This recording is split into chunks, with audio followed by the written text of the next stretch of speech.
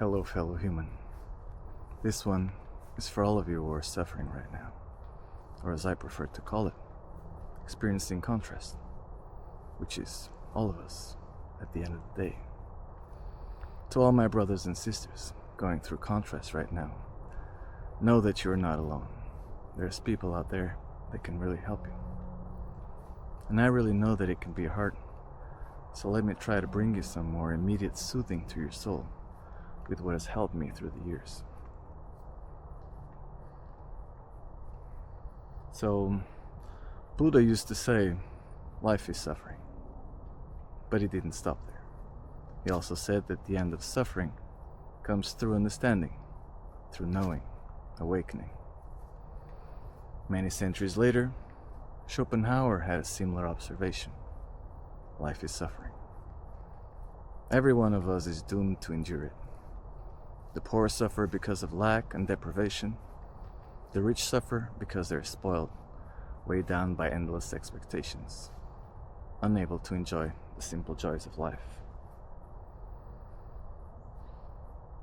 So he argued the best place to be, the sweet spot, was somewhere in the middle.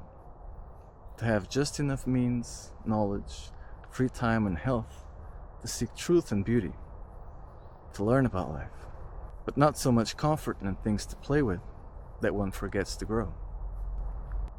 It's hard to find that sweet spot because people are either spending all their lives working and without the time and the basis, the education to want to pursue that knowledge, and then the privileged few are too busy pursuing pleasures, trying to keep up with the Jones and really not needing to look deeper because they can entertain themselves into oblivion.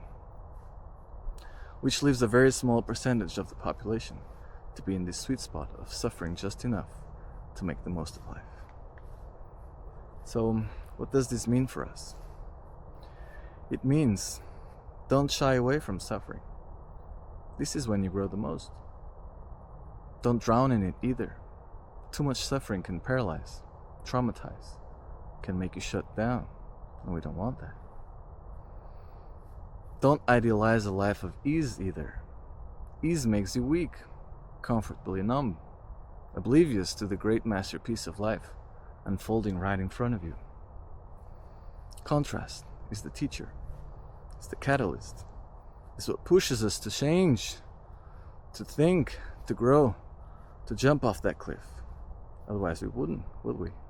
And if we ask anyone who's grown, truly grown, they will all look back at past contrast and say, it was thanks to that pain that I was carved into who I became. I'm better because of it, and I'm truly grateful. And so we learn how to make it part of our lives. Not a bad part, but an integral, necessary part.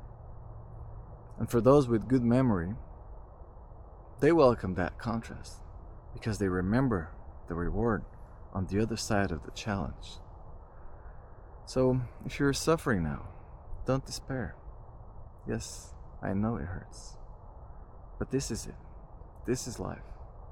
This is the high definition movie you came here to play. Not only play, you are the protagonist. And you wouldn't want the main character of your favorite movie to despair for more than a second, would you? No. You would want them to grow with the struggle and rise from the ashes. And that's what you're gonna do. So turn your life into that poetic odyssey. Every moment, starting today.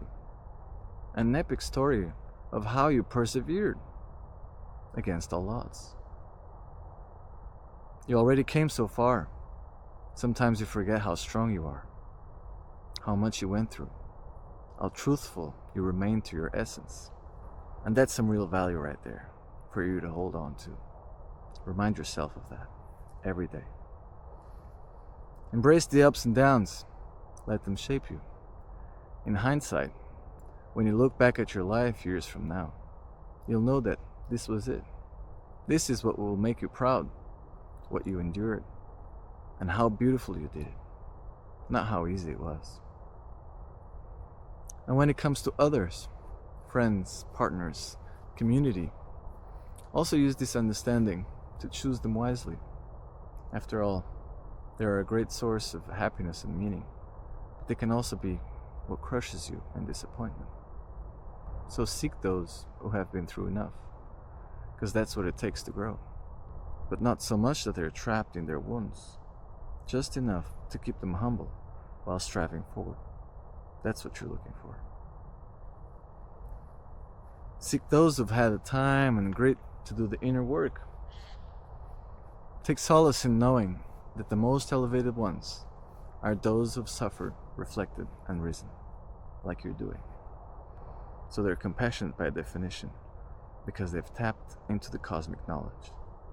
Look for those cues, avoid the opposite. And so, tap into that knowledge too, and be compassionate to yourself first, like a best friend would do.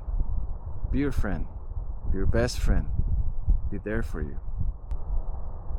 These are some of the tricks that can put you close to that sweet spot and probably protect you from future unnecessary contrast.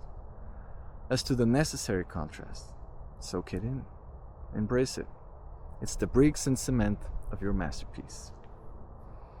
And for today, don't despair, brother, sister, it's okay. You may have been led to believe since a kid that life was supposed to be all riches and roses, but even Disney knows that it takes lots of drama, roller coasters, ups and downs, hero journeys to make a good story. So as hard as it may be at some point, find some meaning in it. Alchemize that contrast to give you the fuel you need to power your next chapter. When in pain, look for that lesson. Welcome it. It's okay. No one expects you to know everything, so give yourself a break. Take it easy. We have today, and today is all we need. And know that you're not alone. Don't despair, and reach out if you need. It's an act of bravery, really. Nothing less. And we keep on learning. In the meantime, shine on. Protect your bliss. Go grow. Go grow.